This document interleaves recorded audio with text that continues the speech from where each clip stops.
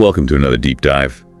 Today we'll be exploring the world of swamis and yogis, going beyond the typical yoga studio image and really getting to the heart of these traditions. And our source material this time is chapter 24 of Autobiography of a Yogi, where Yogananda himself shares his journey of becoming a swami. Yeah, it's a really unique look at what it means to be a swami and a yogi. Right, exactly. So the story starts with a young Yogananda facing a big decision. He's just been offered a prestigious job with the railways, but he feels this pull towards a different path, a spiritual one. He goes to his guru, Sri Yukteswar, to share his decision to reject the job offer and pursue monkhood instead. So how did Sri Yukteswar react to this bold move? Well, Sri Yukteswar, being the wise guru that he was, fully supported Yogananda's choice. He emphasized that if you delay your spiritual journey for worldly pursuits, you might end up regretting it later on, which is a powerful reminder even for us today. Definitely makes you think about, what we prioritize in our lives. Yeah. So Yogananda, driven by his devotion to God, chooses this path of monkhood. But what exactly drew him to this life? It's a pretty big decision. He felt a strong internal conflict. He believed that worldly responsibilities like family or a career would distract him from his spiritual goals. Yeah. So for him, complete dedication to God meant embracing the life of a swami.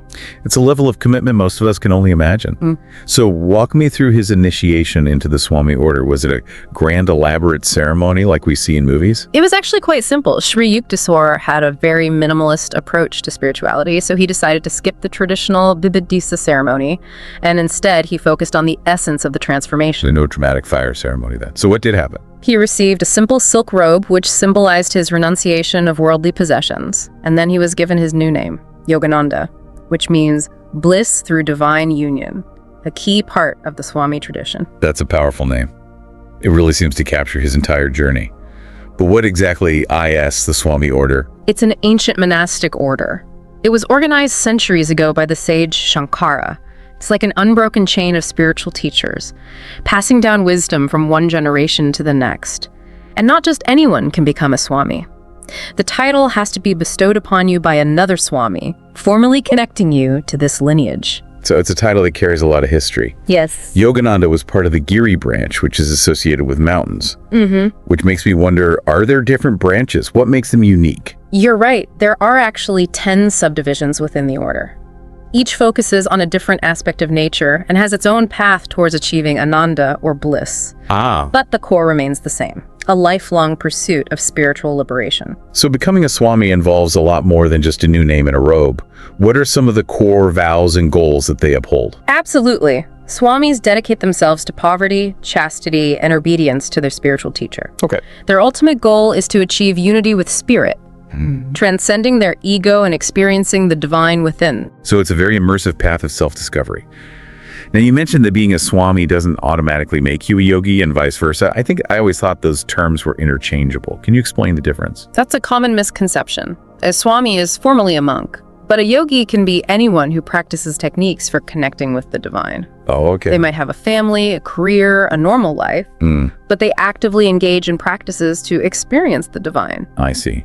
So a swami might choose a life of contemplation and study, while a yogi might be living a more integrated life, incorporating spiritual practices into their daily routines, but they're both aiming for that connection with the divine. Exactly. It highlights the diversity within these traditions, but there's a common thread that connects them, and that's the practice of yoga. Okay, so let's talk about yoga. We often hear it described as a science of self-control. But what does that actually mean? That's what yoga aims to be. A scientific approach to achieving liberation and realizing the ultimate truth. And a key part of this is understanding that yoga is a universal practice. It's not limited to monks or ashrams. Yogananda himself was very clear that yoga is suitable for everyone regardless of background. That's interesting, because I've often heard people say that yoga is incompatible with Western culture. Like it's something exotic or mystical, something that doesn't fit into our modern lives. That's a misconception that Yogananda actively debunked. He argued that at its core, yoga addresses a universal human experience. The mental turbulence we all face, that constant chatter of thoughts that prevents us from experiencing inner peace.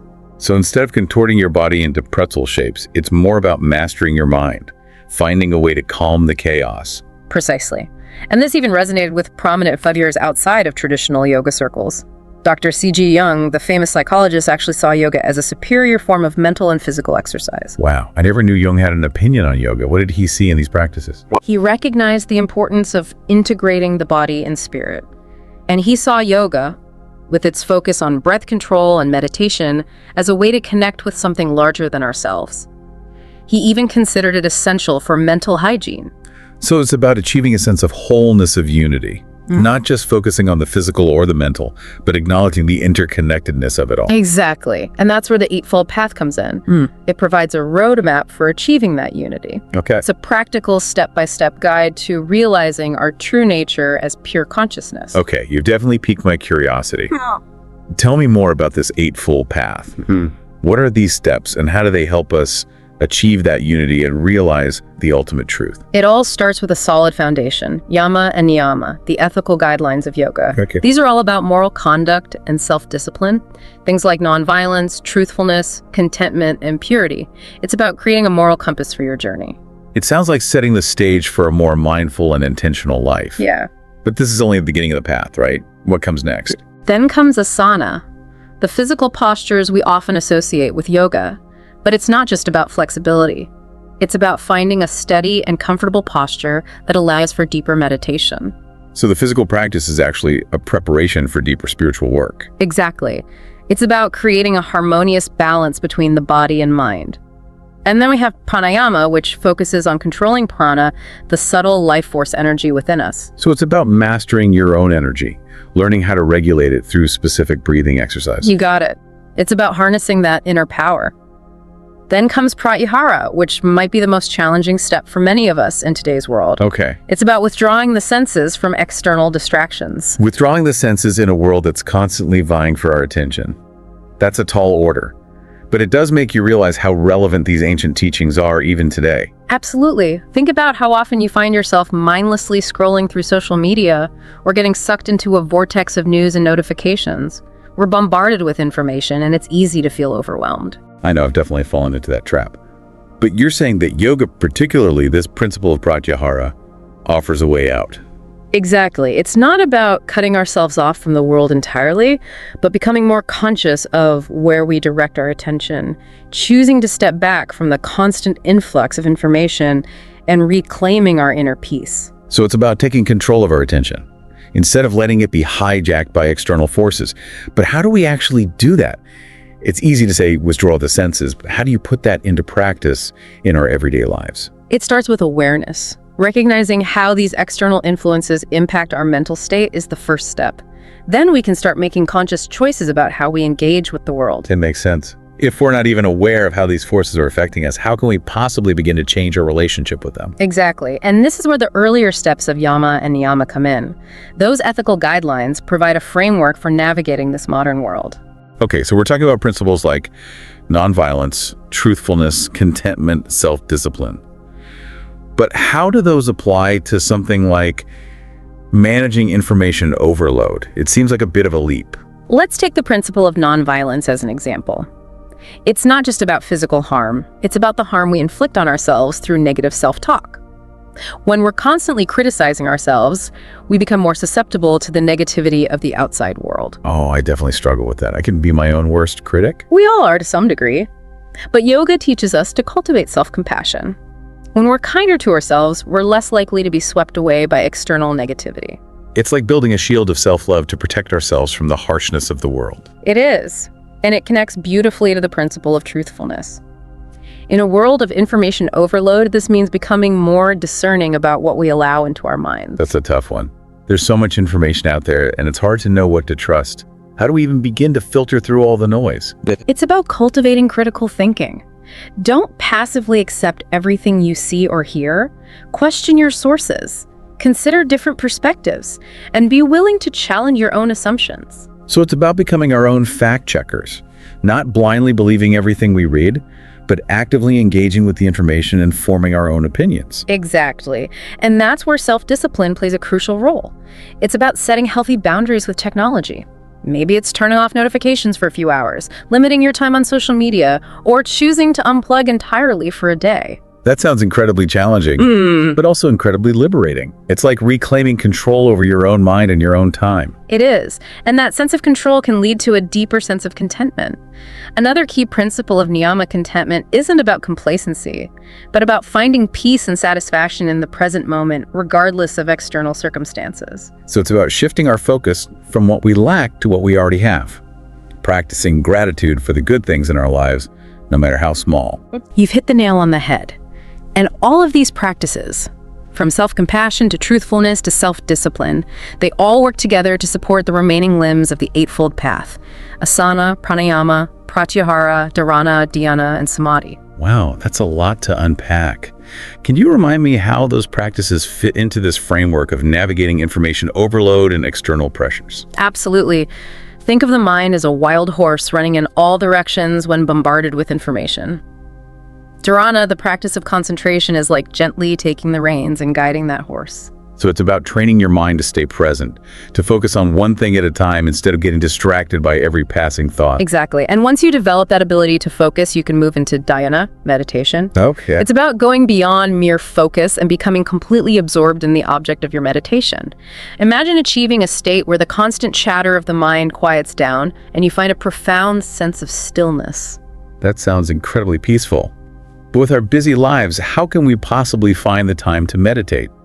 And what if we can't quiet those racing thoughts? You make time. Even 5 or 10 minutes a day can have a huge impact. And remember, meditation is a practice. It's like training a muscle. The more you do it, the easier it becomes to quiet the mind. There are also many different techniques you can explore to find what works best for you. So it's about finding a technique that resonates with you and committing to making it a regular practice. Not about achieving some perfect state of emptiness, but about learning to observe your thoughts and feelings without judgment. You got it. It's about creating a space between yourself and your thoughts, so you're not so identified with them. And you're saying that this detachment ultimately leads to samadhi, the final limb of the Eightfold Path, the state of superconscious perception where you experience a profound union with the divine. Exactly. And while samadhi might seem like a lofty goal, it's important to remember that the journey itself is transformative. Every step we take along the Eightfold Path brings us closer to that state of unity and interconnectedness. So it's not just about reaching the destination, but about the growth and self-discovery that happen along the way. Precisely. And even if we don't achieve samadhi in this lifetime, the practices themselves are invaluable. They equip us to navigate the challenges of modern life with more grace and resilience. This is all starting to make so much sense. It's like yoga provides a framework for staying grounded and centered amidst the chaos. Not about escaping the world, but about transforming our relationship with it. That's a beautiful way to put it. And remember, you don't have to be a Swami or live in an ashram to benefit from these teachings. Yogananda believed that every action, no matter how small, can be an act of yoga. That's a fascinating idea. So it's not just about the time we spend on the yoga mat, but about how we live our lives off the mat, bringing those principles of yoga into every aspect of our daily routines. Exactly. Imagine approaching every interaction, every task, every decision with the principles of yoga in mind. What would that look like? It's like a complete shift in perspective. It's about bringing consciousness and intention to every aspect of our lives. And that's what we'll explore further in our final segment as we delve into the practical applications of these principles in everyday life. And that's what we'll explore further in our final segment, as we delve into the practical applications of these principles in everyday life. Exactly. It's amazing to think that even simple everyday actions can be infused with the principles of yoga. Like you're saying, we don't have to completely overhaul our lives to really experience the benefits of these teachings. Right. It's about bringing awareness and intention to everything we do. Instead of going through the motions on autopilot, we can approach each moment with a sense of purpose. I love that. It makes yoga feel much more accessible and applicable to our modern lives. But could you give us some concrete examples? Like, how can we actually weave these principles into our daily routines? Let's go back to the principle of nonviolence. Remember, it's not just about physical actions. It's also about how we communicate with ourselves and others. Are we speaking kindly and respectfully even when we disagree? Are we mindful of the impact our words have on others? It's a powerful reminder to pause and really consider, how our words might affect those around us. It's easy to get caught up in the heat of the moment and say things we later regret. Right. And think about the principle of truthfulness in the context of our work. Are we being honest and ethical in our dealings? Are we striving for excellence in everything we do? It's about bringing integrity and authenticity to all aspects of our lives, not just compartmentalizing it to certain areas. Precisely. And even the principle of self-discipline can be woven into our daily routines. Are we prioritizing our well-being, setting healthy boundaries to protect our time and energy? Are we making time for the things that truly matter? These are all such important questions to consider. It's like yoga encourages a continuous process of self-reflection and self-improvement. It is. It's a journey of self-discovery. And the beauty is there's always more to learn, more to explore, more to deepen our understanding. And remember, you don't have to go it alone. Finding a supportive community, whether it's a yoga studio or a meditation group or even just a circle of friends who share your values, can make a world of difference. Absolutely. Surrounding yourself with like-minded individuals who uplift and inspire you can be incredibly powerful. We can learn so much from each other's experiences and perspectives. It's like having a team of fellow gardeners, all tending to their inner gardens and supporting each other's growth. So as we wrap up our deep dive into the world of Swamis and Yogis, what are some key takeaways that you hope our listeners will carry with them? I hope they've gained a new appreciation for the depth and relevance of these ancient traditions. Yeah. Being a Swami or a yogi is about so much more than just outward appearances or exotic rituals. It's a philosophy and a way of life that offers timeless wisdom for navigating the complexities of the human experience. It's about finding that inner peace and connection with something greater than ourselves, even amidst the chaos of modern life. And it's about recognizing that this path is accessible to everyone, regardless of their background or beliefs. Exactly. Whether you choose to delve deeper into the Eightfold Path or simply incorporate small mindful practices into your daily routine, the journey begins with a single step. So to our listeners, take a deep breath, connect with your inner wisdom, and see how you can bring a little bit of yoga into your life today. Namaste. Thank you for listening till the end. Please subscribe, turn on the notifications, like, comment, and share with your friends. This will help more listeners to discover our channel and content.